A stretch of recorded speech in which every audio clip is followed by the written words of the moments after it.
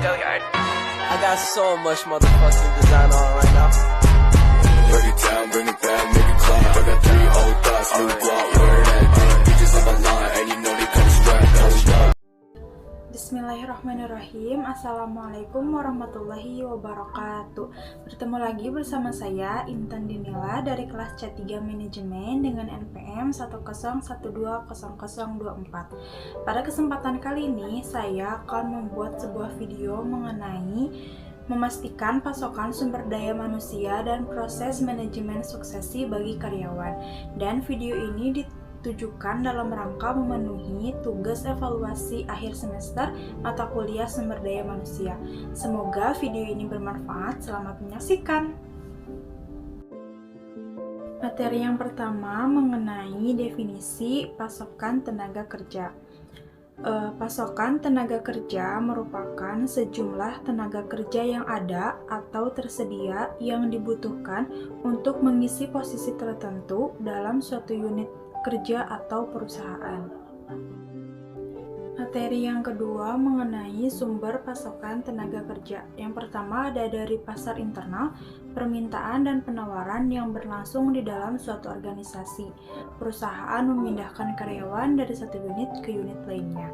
Yang kedua ada dari pasar eksternal, terjadi di pasar terbuka, di mana bisnis bersaing satu sama lain, termasuk pesaing di dalamnya untuk mendapatkan tenaga kerja. Lalu selanjutnya ada skill inventory. Skill inventory ini berfungsi untuk menjaga, mengawasi, dan mengontrol persediaan keahlian tenaga kerja yang terdapat pada bisnis. Selanjutnya ada manajemen inventory.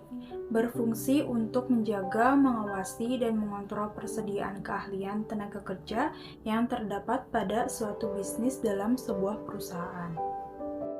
Yang selanjutnya ada succession management, merupakan sebuah proses pengidentifikasian potensi calon-calon karyawan yang akan meneruskan kepemimpinan organisasi. Succession management ini penting karena perusahaan dapat memastikan setiap divisi memiliki kedalaman kompetensi sumber daya manusia dan dapat mencapai tujuan dengan mudah.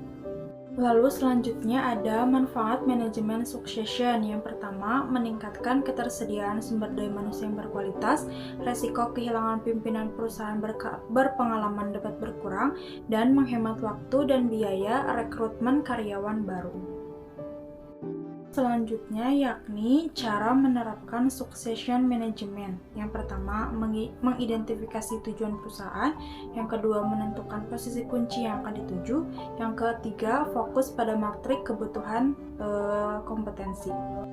Lalu cara yang selanjutnya yakni evaluasi bench strength atau kemampuan karyawan, melakukan perencanaan pengembangan dengan selaras, menerapkan promosi jabatan.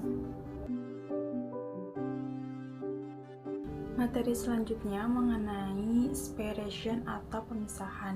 Definisi pemisahan atau separation yakni dalam menjaga stabilitas tenaga kerja dalam sebuah organisasi atau perusahaan, maka diharuskan untuk melaksanakan turnover atau pergantian.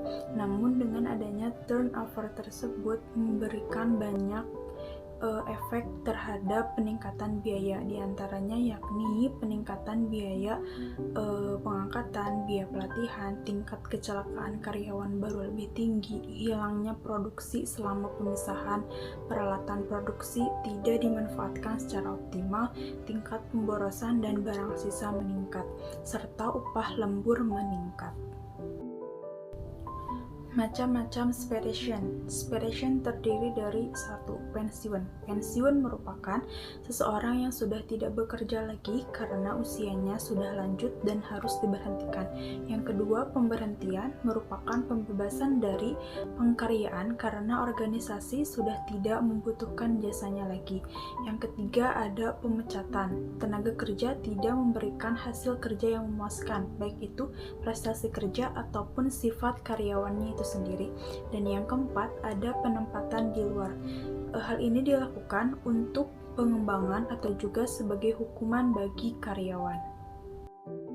Yang selanjutnya ada audit sumber daya manusia. Menurut Gomez Mejia tahun 2001 halaman 28 merupakan tinjauan berkala yang dilakukan oleh Departemen Sumber Daya Manusia untuk mengukur efektivitas penggunaan sumber daya manusia dalam suatu organisasi atau perusahaan. Yang selanjutnya yakni tujuan dari audit sumber daya manusia adalah menurut Rifai tahun 2004 halaman 567, tujuan dari audit ini yaitu untuk menilai efektivitas sumber daya manusia, mengenali aspek-aspek yang masih diperbaiki, mempelajari aspek-aspek secara mendalam, menunjukkan kemungkinan perbaikan, serta membuat rekomendasi untuk pelaksanaan perbaikan tersebut. Nah, mungkin itu saja yang dapat saya sampaikan mengenai materi memastikan pasokan sumber daya manusia dan proses manajemen suksesi bagi karyawan. Semoga video ini bermanfaat. Mohon maaf apabila ada salah-salah kata dalam penyampaian materinya. Saya cukupkan sampai di sini. Terima kasih banyak atas perhatiannya. Wassalamualaikum warahmatullahi wabarakatuh.